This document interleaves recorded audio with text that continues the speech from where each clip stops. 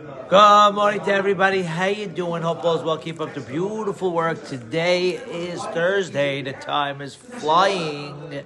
And Baruch Hashem, you're all taking advantage of the time and doing what Hashem put you in this world to do.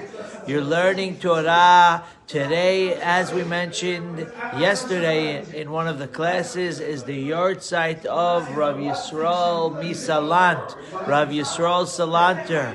And he instituted in the world that people should learn Musar. And boy, was he a merciful malach of Hashem. Zchuto yagen alenu. All he did was care about people. All he did was have a heart for people. And the understanding of that is simple. The more Torah you learn, the more you get closer to God, is the more you become like God. You become merciful, just like Hashem is. Hashem's name is the Merciful One. Harachaman. In Birkat Mazal we say Harachaman, Harachaman, Harachaman, Harachaman. What does Harachaman mean?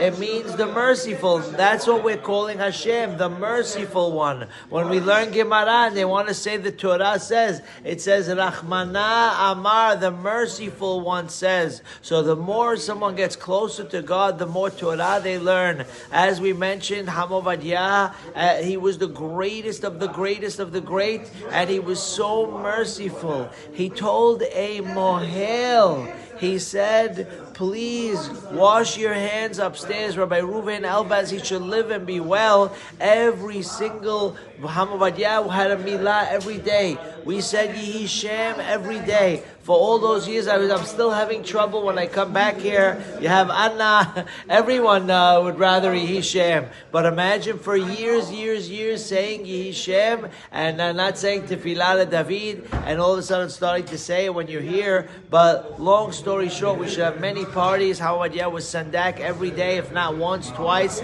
even more than that sometimes. And he only allowed towards the end 3 mohalim to be the mohel. And one of them was the great Rabbi Reuven Elbaz. Your next trip to Israel, you should go kiss his hand, go get a beracha. What a malach Hashem he is. He became that great because he followed Batya all those years. When he was a little kid, he would follow Batya from this shul to that shul, giving classes, and he became someone who wants to bring people closer. He has thousands and thousands and thousands of Israeli soldiers that he makes religious. Hence, we're wearing the green scarf today, and the others are wearing green. Long story short, you're all chayalim of Hashem, God bless. But anyway, he has thousands of soldiers that he made religious, and he was a mohel too.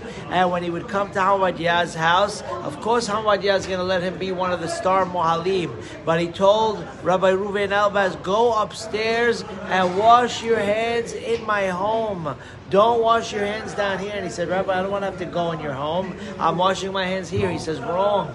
He says, because the water is cold in this, in the shul. In Israel, they don't have hot water in the shuls, right? You're lucky if you get cold water. You're lucky if you get a towel. How you doing? And he would wash his hands downstairs. However, the water was cold. So when he went to do the milah, his hands were cold. Hawadiah says, Hazit the kid. Why does the baby's legs have to feel your cold hands? So go wash your hands and make sure they're warm. Hawadiah had 45,000 sefarim on his mind at all times. Do you know what that is? Does anyone? You guys are learning all day in your mind, but I don't. Out there in the world, I don't think everyone's thinking about sefarim on their mind 24/7. And if they are, it's 10, 20, 30, 40.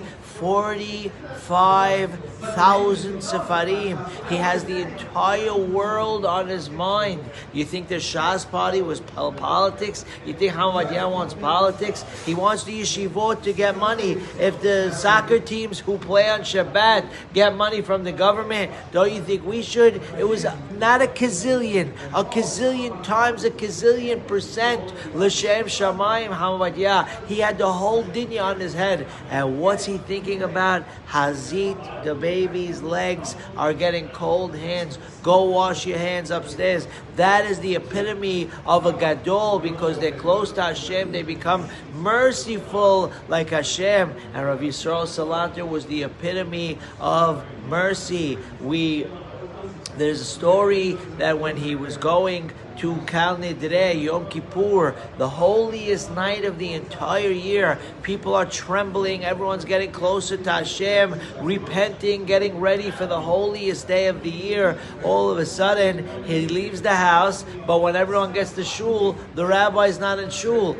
Where is the rabbi? If it's because they didn't shovel out his parking spot, and they shoveled out the entire lot spot, right? That's one reason, but it was Kippur time. Ain't no snow at the rate we're going. There might still be snow out there, but anyway, where's the rabbi? They're waiting for the rabbi for Kal Nidrei, and everyone's panicking. Where is he? We're worried. His wife, the kids, and they went out to go look for him, and they see him on a random porch holding a random baby and shushing the baby, and everyone's like, huh? What is that all about? Kal Nidrei. Imagine Kippur, Knis, we're going to fast. And he's holding a random baby on a random porch. I asked him, what's going on? He said, I was walking to shul and I heard a baby screaming and screaming. Do not try this at home. I guess back then they have different ways of raising their kids, but the kid's sleeping in the crib, so the mother and father went to shul. Anyway, long story short, the rabbi hears the kid screaming. Just because it's Kippur, so we're going to let him scream? Hazi, right? The rabbi went into a home that it wasn't his home. He takes the baby out of the thing and he's showing the baby, Hazi, that a baby shouldn't be screaming. That's true greatness. That's Rav Yisrael Salanter, and their Yarsite is today. May it be a merit. So we're learning Musar all because of the rabbi. He started the Musar movement because there can't be just regular learning Torah as a subject. Torah is a way of life. There are schools out there far away in Never Land that teach Torah as a subject.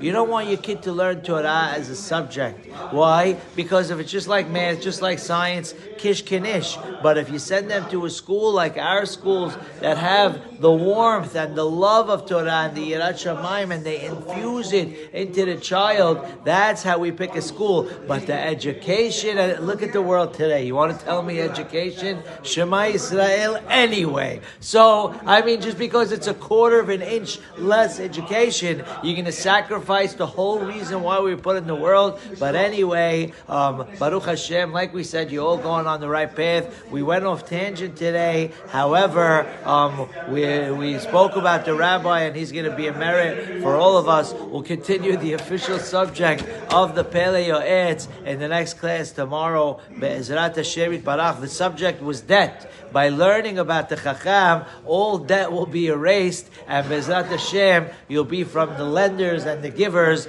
and not the ruthless cash advance. We don't know anyone like that. The lenders and the givers, Be'ezrat Hashem, to help the world go round. We hope everyone has the greatest day. May the zechut of Chacham Batya Yosef, may the zechut of Rav Yisrael Salanter be a zechut for all of us. Be'ezrat Hashem Yitbarach. Have the greatest day. Good things always. Be safe, and Hashem should bless everyone and protect everyone. All the best. Take care. Bye.